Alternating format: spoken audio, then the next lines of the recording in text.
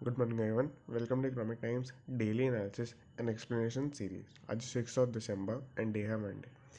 सबसे पहली बात है, अगर आपको इकोनॉमिक टाइम्स की PDF चाहिए और इसके साथ साथ द हिंदू और बिजनेस स्टैंडर्ड, ये 3 PDF अगर न्यूज़पेपर्स की चाहिए तो आप टेलीग्राम ग्रुप को ज्वाइन कर सकते हैं। मैं 7 o'clock के आसपास डेली अपलोड कर देता हूँ, तो आप नीचे जाके ज्वाइन कर सकते हैं। दूसरी बात, अगर आपको एक अपस्टॉक्स पे अपना डीमैट अकाउंट खोलना है तो नीचे आपको एक अपस्टॉक्स ऐप का लिंक मिलेगा।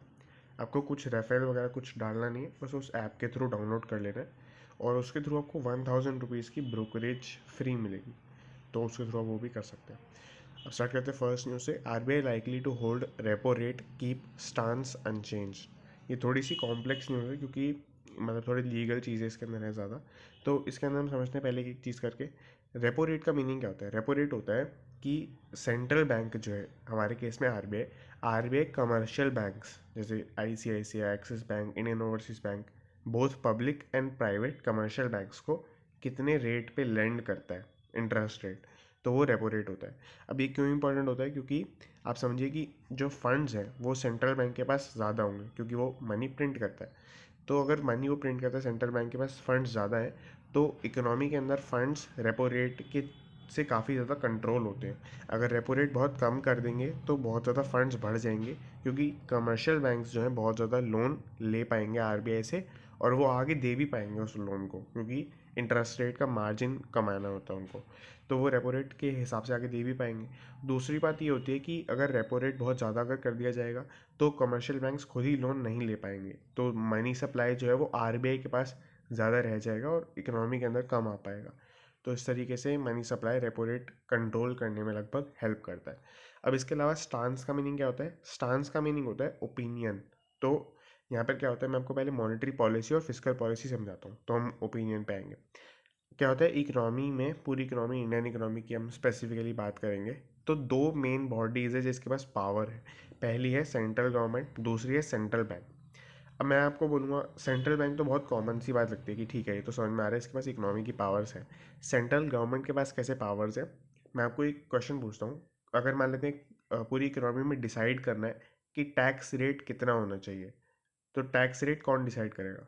सेंट्रल गवर्नमेंट करेगी। तो इसीलिए सेंट्रल गवर्नमेंट कुछ 3-4 मैटर्स पर ही बोलती है, बट वो काफ़ी पॉपुलर, मतलब काफ़ी इन्फ्लुएंशियल टाइप की चीज़ें होती है। इन्फ्लेशन को कैसे कंट्रोल करना चाहिए, नहीं करना चाहिए, वो भी इसके अंदर ही आता है। तो ये दो बॉडीज़ होती हैं जो मेनली कंट्रोल करती हैं पूरी इकोनॉमी को। अब यहाँ पर सेंट्रल गवर्नमेंट और सेंट्रल बैंक दोनों ही अपनी कुछ पॉलिसीज़ बनाते हैं कि किस किस तरीके से वो मैनेज करेंगे पूरी इकोनॉमी को। तो सेंट्रल बैंक जो पॉलिसी बनाता है उसको बोलते हैं मॉनेटरी पॉलिसी। मैं यहाँ पे फुल फॉर्म नहीं लिख रहा हूँ क्योंकि यहाँ पे लिखी हुई है मॉनेटरी पॉलिसी, अब चाहे तो नोट भी कर सकते हैं। मॉनेटरी पॉलिसी, इसके अलावा सेंट्रल बैंक जो सेंट्रल गवर्नमेंट सॉरी जो पॉलिसी बनाती है उसको बोलते हैं फिस्कल पॉलिसी। फिस्कल पॉलिसी, तो फिस्कल पॉलिसी के अंदर गवर्नमेंट के सारे मेजर्स लिखे जाते हैं कि गवर्नमेंट अपने अपने मेजर्स जो भी गवर्नमेंट के रूल के अंदर आते हैं वो क्या क्या उसके अंदर चेंजेस करने वाले वगैरह। अब स्टांस का मतलब क्या होता है कि आप अपनी जो पॉलिसी है उसके अंदर कैसा अपना ओपिनियन प्रेजेंट करते हैं। स्टांस जनरली 4 तरीके के होते हैं, मैंने आपको पहले बताया हुआ है तो मैं वापस से नहीं बताऊंगा, बट मैं आपको नाम बता देता हूँ। अकोमोडेटिव, डेटिव, हॉकिश, डोविश, तो ये 4 तरीके के स्टांस होते हैं। अगर स्टांस अनचेंज्ड रह रहा होता है तो उसको न्यूट्रल स्टांस भी बोल देते हैं। तो न्यूट्रल स्टांस यहाँ पे बात कर रहे हैं कि कीप स्टांस अनचेंज का मतलब हुआ कि उनका न्यूट्रल स्टांस है इस बारी। तो इस तरीके से है पूरा। बाकी इसके अलावा about half of the poll participants, अच्छा यहाँ पे एक और बैकग्राउंड की बात ये है कि इसमें क्या है, इकोनॉमिक टाइम्स वालों ने खुद ये पोल करवाया है तो उसके बेस पे जो कंक्लूजन्स निकले हैं वो इसके अंदर बता रखे हैं। तो RBI ने नहीं किया है ऐसा, मतलब अभी कोई वो नहीं किया अब कैसे कि अपनी जो MPC की रिपोर्ट है उसको पब्लिश, बट यहाँ पर इस तरीके से meets December 6 to 8, December 6 to 8 मतलब इस 6 से 8 तक इनकी मीटिंग चलने वाली है। तो 9 तारीख को, 9 दिसंबर को शायद आ सकता है पेपर के अंदर। तो पोल स्नैपशॉट, यहाँ पर जो पोल के अंदर क्या क्या बताया हुआ है, एक्चुअली हम नीचे से ही देखते हैं पूरी मेन न्यूज़ को। RBI will likely keep its interest rate and MP monetary stance unchanged, ये हमने देख लिया। इंटरेस्ट रेट का मतलब हुआ यहाँ पर रेपो रेट, और यहाँ पे अगर आपको रिवर्स रेपो रेट भी समझना है जो कि यहाँ पर भी दिया हुआ है, about half of the poll participant expect rise in reverse repo rate by at least 15 BPS। तो रिवर्स रेपो रेट का मीनिंग उल्टा होता है। जैसे रेपो रेट में ये था कि सेंट्रल बैंक कमर्शियल बैंक्स को कितने पे लोन दे रहा है, कमर्शियल के लिए मैं COM लिख देता हूँ, तो कितने पे लोन दे रहा है। अब यहाँ पर उल्टा है, कभी कभी क्या होता है कमर्शियल बैंक मान लेते हैं कोई डेवलप्ड है ज़्यादा, जैसे मान लेते हैं SBI है फॉर एग्जांपल, तो SBI कभी कभी लोन दे देता होगा सेंट्रल बैंक को, तो वो उस इंटरेस्ट रेट को कहते हैं रिवर्स रेपो रेट। तो ये भी RBI के कंट्रोल में होता है कि वो कितने इंटरेस्ट रेट पर लोन ले सकता है, तो ये भी RBI के कंट्रोल में ही होता है। तो वो उसको कम हो सकता है कि 15 BPS से बढ़ा दे। 15 BPS मैंने आपको पहले कई बार बताया हुआ है, 15 BPS का मीनिंग होता है 0.15%। 0.15%। तो इस तरीके से बाकी। अब इसके अलावा एक और छोटी सी बात है, it is better to raise the reverse repo rate now and narrow the corridor instead of doing it later as inflation fears have become real. Basically ये सब इन्फ्लेशन कंट्रोल करने के लिए किया जा रहा है, ये सारा जो है कि रिवर्स रेपो रेट को हम बढ़ा रहे हैं और रेपो रेट को कम कर रहे हैं, मतलब चेंज नहीं कर रहे हैं। अब इसे होगा ही क्योंकि रिवर्स रेपो रेट कम हो रहा है, सॉरी बढ़ रहा है, तो उसमें कमर्शियल बैंक जो है ज़्यादा लोन देंगे किसी ना किसी अमाउंट में सेंट्रल बैंक को। तो सेंट्रल बैंक के पास फंड्स ज़्यादा रहेंगे, तो वो अपने हिसाब से इकोनॉमी में अलग अलग कह सकते हैं कि जगहों पर लोन दे सकता है ताकि इन्फ्लेशन थोड़ा कंट्रोल हो जाए। तो इस तरीके से now RBI weighs priority sector loans for EVs। अब इसके अंदर बेसिकली RBI की एक स्कीम चलती है PSL। इसके अंदर PSL मतलब प्रायोरिटी सेगमेंट लेंडिंग। इसके अंदर वो क्या करता है कि एक फ़ंड बना लेते हैं वो, जैसे मान लेते हैं ऑटो सेक्टर के अंदर एक फ़ंड बनाया कि किस किस कंपनी को या किस किस बेसिस पे कितना कितना लोन देंगे। तो यहाँ पर वही हुआ है कि EVs को काफ़ी ज़्यादा लोन देने की बात की गई, इलेक्ट्रिक व्हीकल्स को। और मैंने आपको बताया कि इंडियन इकोनॉमी में इसकी बात हमेशा ही चलती रहेगी जब तक ये सक्सेसफुल नहीं हो जाएगी, क्योंकि इंडियन इकोनॉमी में हम सबसे ज़्यादा इंपोर्ट पे जो खर्चा करते हैं वो पेट्रोलियम पर होता है। तो जिस भी तरीके से हम पेट्रोलियम को कम कर सकें उसका यूजेज वो होगा यहाँ पर। तो EV उसमें सबसे ज़्यादा बड़ी चीज़ चल रही है आज के टाइम पर, तो उसके अंदर भी होगा। अब यहाँ पर पहले क्या हुआ था कि जो बैंक्स वगैरह लोन देते थे, जो सैंक्शनड लोन मिलता था वो EVs को भी ऑटो सेक्टर के अंदर से ही मिल रहा था, अभी तक भी यही हो रहा है क्योंकि वो ऑटो सेक्टर के अंदर ही आता है मेनली। तो अब यहाँ पर क्या हो रहा है कि यहाँ पर EVs के लिए एक अलग से ही सैंक्शन बना दिया जाएगा कि ऑटो सेक्टर तो अलग है बट EV का सेक्टर एक अलग है, इलेक्ट्रिक व्हीकल्स का, उसको EV में से ही लोन मिलेगा। Currently these loans are given under the auto retail category, मैंने आपको बताया, बट लेंडर्स आर वेरी मतलब worried about financing purchases of electric vehicles as they are unsure about the risk in the segment which is still in a nascent stage. तो वही है कि लोगों के मन में रिस्क तो रहती है कि चार्जिंग वगैरह ठीक से हो पाएगी या नहीं हो पाएगी, जो पूरी बॉडी है कार की वो कितनी स्ट्रांग है या नहीं है। तो उन सब रिस्क को प्रोटेक्ट करने के लिए ये होगा। कैसे होगा? सब्सिडी के फॉर्म में। सब्सिडी से क्या होगा कि गवर्नमेंट जो है सब कंपनी को सब्सिडी दे देगी, तो गवर्नमेंट कंपनी जो है अपनी EV के रेट घटा पाएगी, तो उस तरीके से फिर जो खरीद रहे हैं लोग उनको सस्ती पड़ेगी, तो उससे कॉन्फिडेंस भी इंस्टिल हो जाएगा मार्केट के अंदर। नाम चलते हैं थर्ड न्यूज़ के ऊपर। कैबिनेट में discuss crypto bill this week. तो बहुत ही इंटरेस्टिंग और बढ़िया न्यूज़ है कि क्रिप्टो बिल इस वीक डिस्कस हो सकता है, क्योंकि हमारा विंटर सेशन भी चलने लग रहा है। मैंने आपको बताया था कि क्रिप्टो बिल विंटर सेशन के अंदर ही प्रेजेंट होने वाला है, तो यहाँ पर ये हुआ है। अब इसके अंदर मैं आपको एक और एडिशनल पॉइंट बताना चाहता हूँ। क्या हुआ था कि 2018 के अंदर काफ़ी सारे एक्सचेंजेस ने एक मतलब पहले तो क्या हुआ था 2018 के अंदर RBI ने एक सर्कुलर लाया था कि हर कोई भी बैंक जो है क्रिप्टो एक्सचेंजेस के साथ डील नहीं कर सकता। तो वहाँ पर क्या हुआ था उसके बाद काफ़ी सारे एक्सचेंजेस जिनकी मतलब एक तरीके से वो दिक्कत ही हो गई थी, उनको दिवाला उठ गया टाइप का ही हो गया था, तो उन्होंने फिर केस डाला, सुप्रीम कोर्ट तक वो केस गया। वहाँ पर एक उन्होंने कमेटी बनाई, उस कमेटी के जिन्होंने उसको लीड किया था जयंत सिन्हा, उन्होंने भी यही रिकमेंड किया था कि क्रिप्टो को बैन कर देना चाहिए। तो मतलब यहाँ पर वो चीज़ें अब वापस से आएंगी इसके अंदर, क्योंकि क्या होता है कि कैबिनेट के अंदर कोई भी चीज़ प्रेजेंट होती है तो पहले उसका क्या हुआ था वो बहुत ज़्यादा वैल्यूएबल होता है, तो यहाँ पर वो स्टांस वापस से आ सकता है। तो यहाँ पर भी यही सब बातें लिखी हैं। The view in the government is that crypto can not be permitted, या मैं पहले ये पढ़ता हूँ, is likely to propose a complete ban on private digital currencies as legal tender. तो private digital currencies legal tender की तरह तो कम्प्लीटली बैन है, और उनके ट्रेडिंग भी होगी या नहीं होगी वो भी बताया जाएगा। अभी के लिए यहाँ पे क्या बोला गया है, जो इकोनॉमिक टाइम्स वालों ने बोला है, मतलब न्यूज़ ऐसे कुछ नहीं है, बट ये है कि the view in the government is that crypto can not be permitted as a currency but stringent regulation can be put in place to allow them to be held as assets. तो आप समझ ही गए होंगे कि assets की तरह आप उसको होल्ड कर सकते हो, आप उसके अगेंस्ट में कोई चीज़ नहीं कर सकते। जैसे आप ऐसा नहीं कह सकते, आप मान लेते किसी ऐसी दुकान पर गए, किसी भी शॉप पर गए, आप रिलायंस के शेयर्स के बदले में कोई चीज़ नहीं लेते हैं ना, तो करेंसी के बदले में लेते हैं, तो वहाँ पर वो क्रिप्टो भी यूज़ नहीं होगा, एज एन असेट ही उसको देखा जाएगा। तो यहाँ पर ये होता है, बट होता क्या है कि कुछ कुछ असेट्स को करेंसी की फॉर्म में भी over the period of time वो आ जाते हैं, जैसे गोल्ड की फॉर्म में। गोल्ड कई बार काफ़ी टाइम यूज़ हुआ है करेंसी की फॉर्म में इंटरनेशनल ट्रांजैक्शंस के अंदर, तो वहाँ पे भी हो सकता है इसका यूज़ हो जाए, बट अभी के लिए ये इस तरीके से है। नो, SaaS ये क्या होता है बेसिकली, मैं पहले आपको यही बताता हूँ। ये होता है service, sorry, software as a service. तो इसका मीनिंग ये होता है कि जैसे कोई कंपनी है, तो उसने अपना कोई सॉफ्टवेयर बना लिया, जैसे आपको फोटोशॉप पता होगा, तो फोटोशॉप तो वो नहीं होगा इसका एग्जांपल, बट यहाँ पे हम फोटोशॉप ले लेते हैं। तो फोटोशॉप वो किसी ना किसी तरीके से सर्विस की तरह प्रोवाइड कर रहे हैं। तो इस तरीके से वो कंपनी अपना काम करती है कि वो अगेन एंड अगेन एक ही सर्विस को प्रोवाइड करते हैं, एक ही सॉफ्टवेयर की फॉर्म में प्रोवाइड करते हैं। इसी तरीके से SaaP भी होता है, सर्विस एज अ प्रोडक्ट, तो sorry, software as a product. तो सॉफ्टवेयर एज अ प्रोडक्ट भी आप समझ ही गए होंगे कि आपने सॉफ्टवेयर बनाया और एक बारी में पूरा बेच दिया, उसके राइट्स वगैरह जो भी हैं, तो वो जिसने खरीदा वो उसको यूज़ कर लेगा, तो वो प्रोडक्ट हो गया। तो यहाँ पर SaaS space heats up with big deals on horizon. Basically इसके बैकग्राउंड में मैं आपको एक चीज़ बताता हूँ कि एक SaaS कंपनी है, उसका हम नीचे देखेंगे भी नाम वगैरह, तो उसका अभी IPO आने वाला है। तो यहाँ पर उसके अगेंस्ट आप देखेंगे बात को, तो आपको समझ में इस बात को, सॉरी, तो आपको समझ में आएगा कि इस तरीके से ये है। इसीलिए मतलब यहाँ पे बताया गया SaaS स्पेस के अंदर क्या चल रहा है। तो D heats up with big deals on horizon, की मतलब जो मेन मेन कंपनीज हैं SaaS सेगमेंट के अंदर, उसमें काफ़ी बड़ी बड़ी डील्स हो सकते हैं कि हो, और फ्यूचर के अंदर दिख रहा है।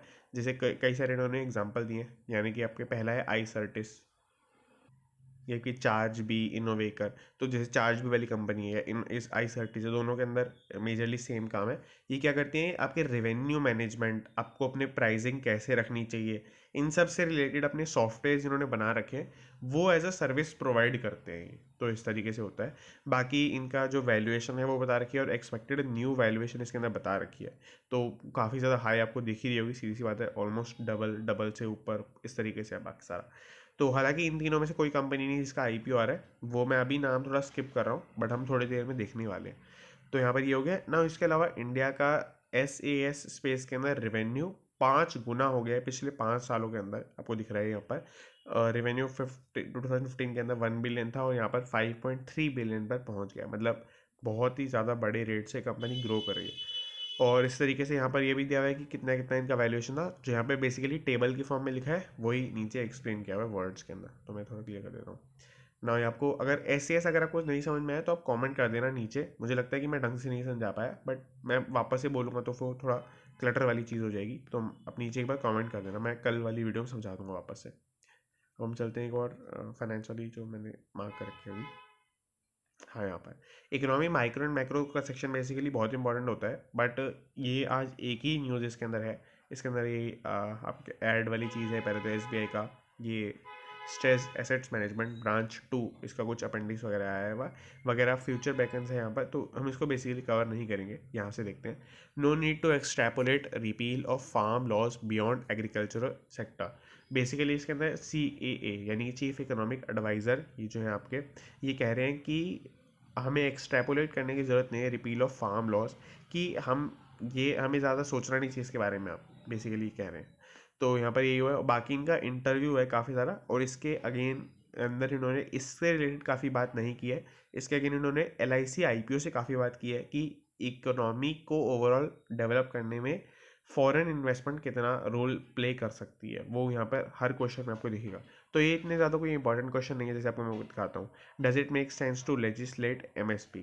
लेजिस्लेट MSP का मीनिंग ये होता है कि MSP मतलब होता है कि मिनिमम सपोर्ट प्राइस। आपने कोई अपने मान लेते क्रॉप कोई प्रोड्यूस करी, तो उसका एक मिनिमम प्राइस गवर्नमेंट सेट कर देती है। तो वो अगर आपका कुछ भी नहीं बिकेगा तो उतने में सारा गवर्नमेंट ले लेगी, उतने प्राइस के अंदर। तो वो MSP होता है। तो ये मतलब इनसे क्वेश्चन पूछा गया कि ये मतलब जो एक्ट था ना पहले, जो इसको रिपील कर लिया गया है, जिसको वापस ले लिया गया फार्म लॉस को, उसके अंदर MSP को सेट कर दिया गया था, लेजिस्लेट कर दिया गया था, उस एक्ट के अंदर लिख दिया गया था। तो यहाँ पर ये इनसे पूछा गया क्या ये होना चाहिए, क्या ये लेजिस्लेट करना सेंस बनाता है? तो वही है, इन्होंने आंसर दिया कि there are several sources of inefficiencies that stem from minimum support prices which have to be paid by the tax payer. I think that is something that has to be kept in mind. Basically ये ना मना कर रहे हैं कि MSP को नहीं रखना चाहिए, क्योंकि उसमें क्या होता है कि बहुत सारी चीज़ें चेंज होती रहती हैं। अगर मान लेते हैं इन्फ्लेशन बढ़ गया, फ्यूचर में जाके कम हो गया, तो वो सब चीज़ें आम जनता को बियर करनी पड़ेगी, जो राशन की शॉप से सामान लेते हैं, फिर वैसे भी वो प्राइसेस के ऊपर चेंज आएगा उससे। तो वो ऐसे सब क्वेश्चंस थे इनके, अगर चाहे तो पढ़ सकते हैं, बट मैंने जो मेन था वो कवर कर लिया इसके अंदर। ना आगे चलते हैं मेन पेज के ऊपर। ईटी मार्केट का सेक्शन रहता है, ये काफ़ी इंपॉर्टेंट होता है। Correction a good time to buy large caps, तो ये बहुत ही इंपॉर्टेंट न्यूज़ है यहाँ पर। पीएमएस यानी पब्लिक पोर्टफोलियो मैनेजमेंट सर्विसेज के काफ़ी सारे फंड मैनेजर से इन्होंने बात की है, आपको दिख रहा होगा सबका नाम वगैरह। सबके इंडिविजुअल पॉइंट्स पढ़ने से अच्छा है आप जो ऊपर कंक्लूजन इन्होंने खुद से पॉइंट आउट करके लिख रखा है वो पढ़ ले। तो इन्होंने क्या कंक्लूजन बताया है कि ओवरसीज इन्वेस्टमेंट पहली बार कम रहने वाली है, और कम है, अभी सेलिंग मोड के अंदर ही चल रही है। उसके दो रीजंस है। पहली बात है कि इंडियन इक्विटीज़ में प्रेशर तो दिख ही रहा है, क्योंकि ओमिक्रॉन वायरस आ जाता है। तो ओमिक्रॉन वायरस की वजह से इंडियन के अंदर आपको पता होगा दिल्ली के अंदर भी केस आ गया है इसका, कर्नाटका के अंदर कुछ केसेस हैं। तो वो सब चीज़ें इनकी वजह से जो इन्वेस्टर सेंटिमेंट है वो घबरा जाता है। दूसरी बात है कि उनको बाहर ज़्यादा अच्छी अपॉर्चुनिटीज़ मिल रही हैं, क्योंकि वहाँ पर टेक कंपनी, यूएस की टेक कंपनीज हो गई, ऑस्ट्रेलिया की कुछ कंपनीज, टेक नहीं है वो, बियर वाली कंपनीज, कुछ ऐसी कंपनीज, फूड टेबल्स वगैरह। तो वो जो कुछ कंपनीज है वो काफ़ी अच्छे रिटर्न्स दे रही हैं आज के टाइम पर, तो वो वहाँ पे अपनी इन्वेस्टमेंट ज़्यादा करते हैं। तो यहाँ पर ये हो गया, ओवरसीज इन्वेस्टर्स पहली तो सेलिंग मोड में। दूसरी बात है कि उनके हिसाब से स्टॉक मार्केट आज के टाइम पर थोड़ा सा जो करेक्ट हुआ है मतलब नीचे गया है, जिसकी वजह से करेक्शन और गुड टाइम लिखा है, तो करेक्शन मतलब नीचे गया हल्का सा मार्केट। तो वो बेसिकली एक अच्छी बात है कि आपको लार्ज कैप कंपनीज को सस्ते में बाय करने का ऑप्शन मिल रहा है। इस तरीके से है पूरा। तो यहाँ पर आपको दिख रहा होगा, advising investors to deploy cash in select stock market themes after the recent correction. तो मतलब वो ये कि कुछ थीम्स के अंदर जो एवरग्रीन थीम, जैसे मान लेते हैं हाउसिंग सेक्टर, इन्होंने लिखा भी है ये चीज़, हाउसिंग सेक्टर नहीं इनके हिसाब से डूबेगा लॉन्ग टर्म के अंदर, तो वो लॉन्ग टर्म इन्वेस्टमेंट का सही टाइम चल रहा है बेसिकली पूरी न्यूज़ के अकॉर्डिंगली। तो banks, corporate banks, housing, telecom sectors, ये इनके प्रॉमिसिंग सेक्टर्स इनको लग रहे हैं सब जो फंड मैनेजर्स हैं। Within equities these money managers are more inclined to towards large caps amid the looming uncertainty of the new coronavirus variant. तो इस तरीके से होता है। यहाँ पे हमने बाकी देख लिया। इसके अंदर क्या है, मैं आपको मतलब अगर आपको ये चीज़ समझ में नहीं आ रही कि मार्केट क्यों नीचे जा रहा है, या मार्केट नीचे जा भी रहा है नहीं जा रहा है, तो मैं उसके लिए एक डेटा यहाँ पे इन्होंने खुद से दिया हुआ है। फ्राइडे को निफ्टी जो है 204 पॉइंट्स गिर गया 1.2% के आसपास, और अब 17,000 की क्लोज आ गया है, जो आपने ये सुना ही होगा कि 19,000 एक टाइम पे चला गया था। तो ये हो गया यहाँ पर। सेंसेक्स आपका 763 पॉइंट्स गिर गया है, 57,000 पर आ गया है, जो कि 60,000 दो बार, तीन बार, चार बार क्रॉस कर चुका है। तो इस तरीके से है बाकी सारा। ना हमने पूरा देख लिया है ना। Forget short term gyrations, India is a decadal story. तो अगेन वही बात है कि यहाँ पर शॉर्ट टर्म गेन्स और शॉर्ट टर्म फ्लक्चुएशंस जिसके लिए इन्होंने गायरेशंस वर्ड यूज़ किया है, तो उसको आपको फॉरगेट कर देना चाहिए, उसको इग्नोर कर देना चाहिए। इंडिया एक डिकेडल स्टोरी है कि आपको लॉन्ग टर्म के लिए इन्वेस्टमेंट करनी चाहिए। डिकेडल का ये ज़रूरी मीनिंग नहीं है कि आप 10 साल के लिए इन्वेस्टमेंट करेंगे, बट इट्स कि आपको लॉन्ग टर्म के लिए इन्वेस्टमेंट करेंगे तो इंडिया के अंदर बेनिफिट हो सकता है। तो इस तरीके से सारा। But is your assessment of the foreign investors interest in Indian equities. तो अगेन वही क्वेश्चन है कि फॉरेन इन्वेस्टर्स क्यों नहीं इन्वेस्टमेंट कर रहे हैं इंडियन इक्विटीज़ के अंदर। तो यहाँ पर भी सेम आंसर वही लिखा हुआ है कि some short outflows on the equity side, even other asset classes are seeing strong interest. इन्होंने मतलब जैसे वो एक डाइसी सा आंसर देते हैं ना, वैसा दिया है। इन्होंने बोला है कि interest in India across continues to remain high across the board, while there have been some short term outflows on the equity side, this is transitory. मतलब ये कह रहे हैं कि अभी इंटरेस्ट रेट इंडिया के अंदर है बाहर, बट शॉर्ट टर्म आउटफ्लोज जो है इक्विटी की साइड पर वो ट्रांजिटरी है, यानी कि वो चेंज हो जाएंगे। बट ये इतना ज़्यादा कोई बैक्ड इन्फॉर्मेशन इसके पीछे नहीं है। अगर मैं आपको दिखाऊं तो पिछले 9 महीनों से आउटफ्लो ही चल रहा है। मैं आपको अभी नहीं दिखा पाऊंगा, बट सॉरी मैंने बीच में पॉज कर दिया था क्योंकि मैं देख रहा था अगर मुझे मिल जाता है। तो 3 दिसंबर की पेपर के अंदर ही है, आपको दिख रहा होगा यहाँ पर एफपीआई इन्फ्लोज, मतलब आउटफ्लो बोलना चाहिए, आउटफ्लो चल रहे हैं पिछले 9 मंथ से। तो इस तरीके से है पूरा यहाँ पर। बाकी इसके अलावा जो आज की न्यूज़ में हम देखते हैं इसके अलावा तो यहाँ पर मैं भी बता रहा था कि यहाँ पर थोड़ा डाइसी सा इन्होंने यहाँ पर आंसर दिया है। हालांकि वही है कि इन्होंने ये भी बताया कि अदर असेट क्लासेस भी यही फेस कर रही है, ऐसा नहीं कि सिर्फ इक्विटी सेगमेंट के अंदर ऐसा हो रहा है। तो यहाँ पर वही है कि ट्रांजिशन इसके अंदर आ भी सकता है। तो यहाँ पर बाकी ये टेक्निकल एनालिसिस वाला पॉइंट है, इसको हम अभी के लिए छोड़ देते हैं क्योंकि थोड़ा इकोनॉमी से हट के चले जाता है, स्टॉक मार्केट के अंदर चले जाता है ज़्यादा। खैर, Kotak breaks crypto ice account for WazirX, ये बहुत ही इंटरेस्टिंग न्यूज़ है। और अगर आपको क्रिप्टो के बारे में समझना है तो ये मतलब प्रेजेंट ट्रेंड्स क्या क्या चल रहे हैं क्या नहीं चल रहा, तो वो ही बहुत इंपॉर्टेंट है। यहाँ पे क्या हुआ है बेसिकली, मैं आपको थोड़ा बैकग्राउंड देता हूँ। पहले क्या हुआ था, मैंने आपको 2018 वाला आरबीआई का सर्कुलर बताया था, जिसके अंदर क्रिप्टो एक्सचेंजेस में से बंद कर दिया था कि बैंक सब आप उसके साथ काम नहीं कर सकते, कोई भी ट्रांजेक्शन के लिए आप सपोर्ट नहीं कर सकते क्रिप्टो एक्सचेंजेस को। तो ये क्या होता है, उसके बाद क्या हुआ कि 2-3 महीनों के अंदर अंदर उनके जो ट्रेडिंग के वॉल्यूम्स थे वो 99% तक गिर गए, यानी कि ऑलमोस्ट ज़ीरो के आसपास आ गए थे। तो उसमें क्या हुआ, फिर क्रिप्टो एक्सचेंजेस ने अपनी सुप्रीम कोर्ट में मतलब पहले तो केस डाला, वो हाई कोर्ट सुप्रीम कोर्ट वो सब होता रहा। तो उसके बाद लास्ट में 2019-20 के अंदर सॉरी 2019-20 के अंदर फिर सुप्रीम कोर्ट ने बोला कि ये unregulated but not illegal market है, और आरबीआई का जो सर्कुलर था उसको अनकॉन्स्टिट्यूशनल घोषित कर दिया गया। तो यहाँ पर ये हुआ पहले। तो अब उसके बाद क्या हुआ कि जो आरबीआई था उसने उसी टाइम पर, क्योंकि उसके अंदर इतना तो प्रोविजन है ही कि वो कुछ भी कर सकता है बैंक्स के साथ, तो बैंक्स के साथ उन्होंने ये बोला कि आपको बहुत सारी कुछ डिटेल्स हैं वो सबमिट करानी पड़ेंगी, तब आप बैंक अपना क्रिप्टो एक्सचेंजेस के साथ डील कर सकता है। तो यहाँ पर काफ़ी लंबे पीरियड तक क्रिप्टो मतलब काफ़ी सारे बैंक्स इससे दूर भागते थे। तो उसके बाद जैसे आपका एसबीआई है, आपका एचडीएफसी है, एक्सिस बैंक है वगैरह वगैरह, तो इन सबको रिस्ट्रिक्ट कर दिया गया। उन्होंने जब भी हेल्प करने की कोशिश करी या फिर अपनी सर्विसेज प्रोवाइड करने की कोशिश करी। अगर आप वजीरेक्स पर जाएंगे तो अभी तो आपको मिल जाएगा कोटक का, बट थोड़े दिनों पहले तक सिर्फ मोबीक्विक से या फिर इंटरनेट ई बैंकिंग से ही होता था। और ई बैंकिंग में भी आपको अपना पैन कार्ड हर बार सबमिट करना पड़ता था। तो उस तरीके से होता था बेसिकली। तो मोबीक्विक ही मेन पेमेंट का जो इसके अंदर बन गया था वजीरेक्स के लिए। अब यहाँ पर वजीरेक्स ने बहुत ही एक अच्छी मतलब ब्रेक थ्रू कह सकता हूँ मैं तो, कि डील करी है कोटक बैंक के साथ कि कोटक बैंक का आप उनको सर्विसेज प्रोवाइड करेंगे, यानी कि उनके प्लेटफॉर्म पर कोटक बैंक का आपको देखने को मिलेगा। Following the apex court order, apex court का मीनिंग होता है सबसे ऊपर वाली कोर्ट, तो इसका मीनिंग हुआ Supreme Court. Supreme Court banks can engage with crypto bourses once they take the needed due diligence measures. Bourses का मीनिंग होता है एक्सचेंजेस, जैसे स्टॉक एक्सचेंज है बेसिकली दुकान। अगर कोई स्टॉक एक्सचेंज है उसका मीनिंग है कि स्टॉक्स की दुकान है वो। मतलब मैंने आपको बहुत लेमन टर्म्स में कर दिया इसको, तो आप उसका मीनिंग गलत सेंस में ना ले। तो ड्यू डिलीजेंस मतलब आप वही सब है चीज़ें सबमिट कर देंगे, कुछ डॉक्यूमेंट्स वगैरह तो आपको करने देंगे। तो वो कोटक बैंक ने सबसे पहले कर दिया है। कोटक बैंक अब उसको बिजनेस को करेगा वजीरेक्स के साथ। बेसिकली ये इतनी बड़ी बात क्यों है और यहाँ पर ऐसे हेडलाइन और ये सब में क्यों लिखा है, क्योंकि आफ्टर ऑल कोटक बैंक भी इससे प्रॉफिट कमाएगा ही। तो यहाँ पर क्या होता है ना कि मतलब जैसे अगर आप अपने सीनियर की बात नहीं मानते हैं तो वो आपका कुछ बिगाड़ नहीं सकता, बट आपकी वो हेल्प भी नहीं करता है। और अगर कुछ ऐसा छोटा मोटा काम है वो आपको बिगाड़ेगा भी। तो बेसिकली दुश्मनी सी पाल लोगे आप उससे। तो वो यहाँ पर कोटक बैंक ने एक तरीके से आरबीआई से दुश्मनी सी पाल ली, इसके अंदर ऐसा माना जा सकता है।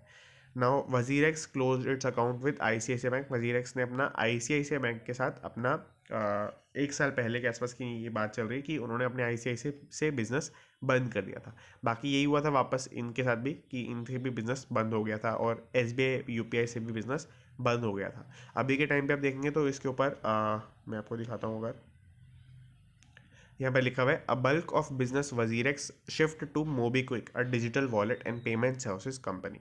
तो वही है कि यहाँ पर मेजर इनका बिजनेस अभी भी मोबीक्विक के थ्रू होता है, जो कि वो हम मान सकते हैं कि इतना सेफ नहीं है।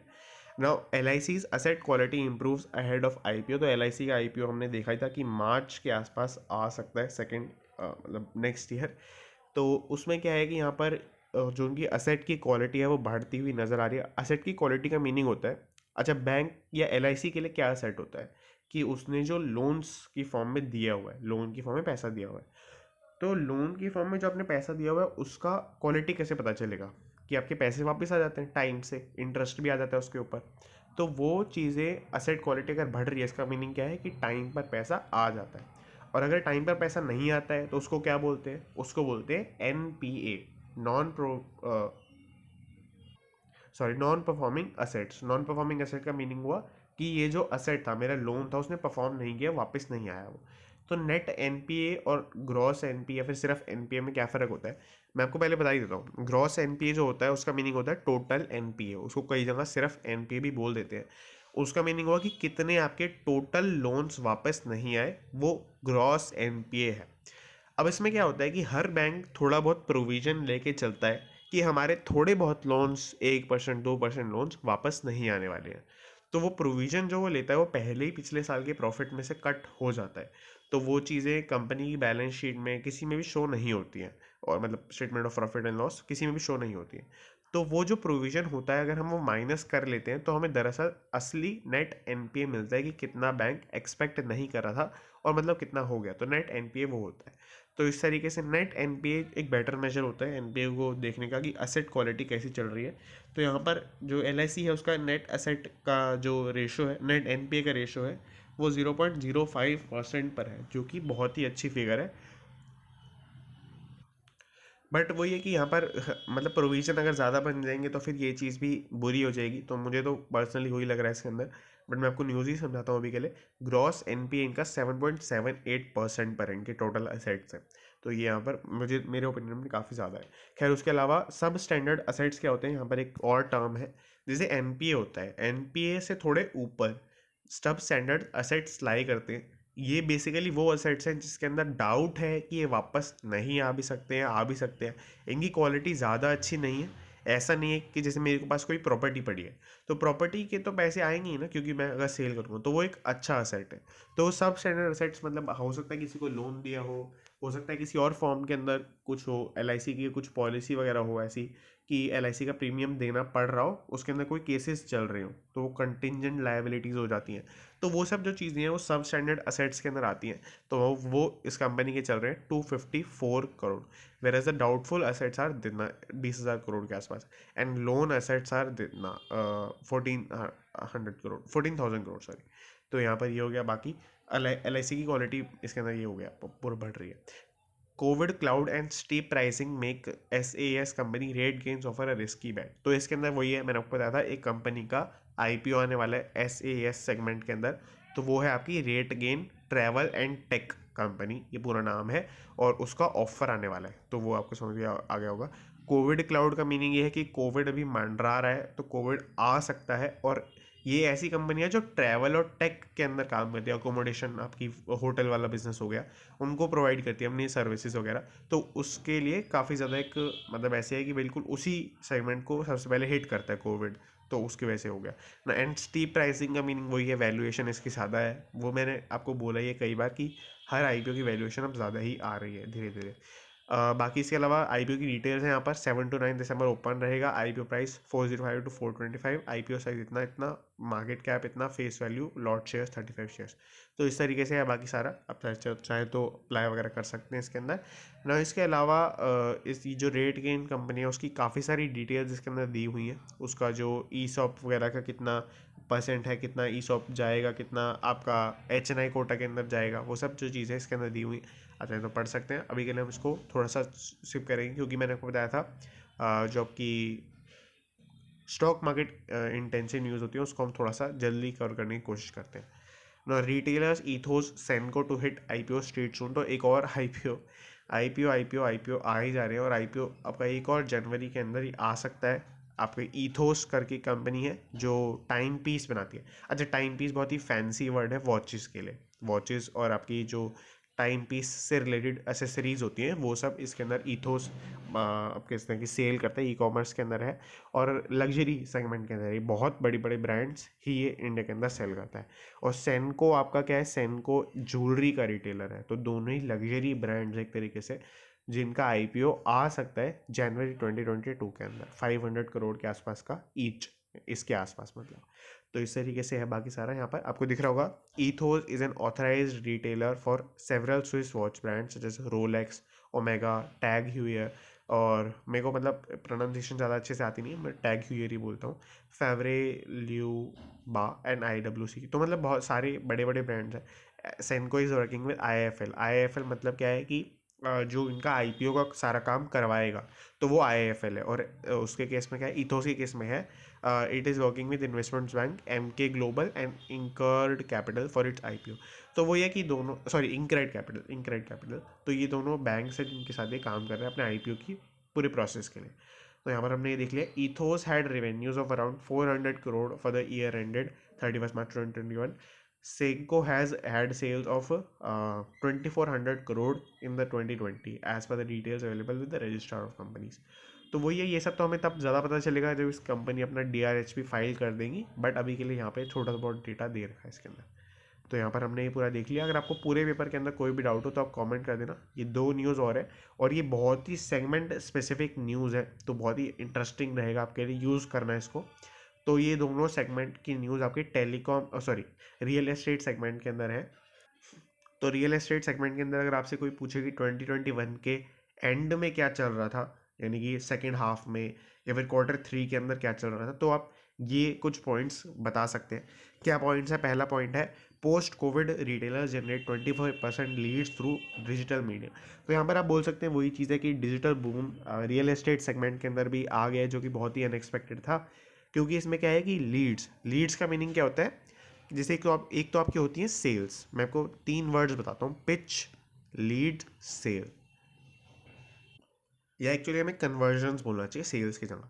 तो यहाँ पर पिच का मीनिंग क्या होता है कि आपने कितने लोगों को उस, अपना जो मान लेते रियल एस्टेट का प्लॉट है वो दिखाया है, वो आपकी पिचेज हो जाएंगी। मान लेते आपने 10 लोगों को दिखाया, अब उसके अंदर से कुछ लोग ऐसे होंगे जो बिल्कुल इंटरेस्टेड ही नहीं है, उनका कोई दूर दूर तक कोई प्रॉपर्टी लेने का ख्याल नहीं है, तो वो उसको नहीं देख रहे। कुछ होते हैं लोग जो इंटरेस्टेड तो है, कम से कम उनको ये ज़रूरी नहीं कि हमें अभी लेनी है, या हमें कम से कम लेनी भी है नहीं लेनी है, बट हमें जानना है इसके बारे में, हमें और जानना है। तो कुछ लोग इंटरेस्टेड होते हैं। मान लेते हैं 5 लोग आपके उसमें इंटरेस्टेड थे, वो आपके पास सेकेंड डे भी आए, उन्होंने कुछ क्वेश्चंस वगैरह पूछे, तो वो होती हैं आपकी लीड्स। तो लीड्स को सबसे ज़्यादा इंपॉर्टेंट माना जाता है कि आप कितनी लीड्स को जनरेट कर पा रहे हैं, क्योंकि बाकी कन्वर्ट करना तो सेल्समैन के हाथ में ज़्यादा नहीं होता है। सेल्समैन के हाथ में होता है पिचेस को लीड्स में कन्वर्ट करना। नाउ कन्वर्जन का मीनिंग जो लास्ट स्टेज है वो है टोटल सेल्स कर देना, यानी कि लीड्स के अंदर से कितने लोगों ने एक्चुअली में उसको खरीदा।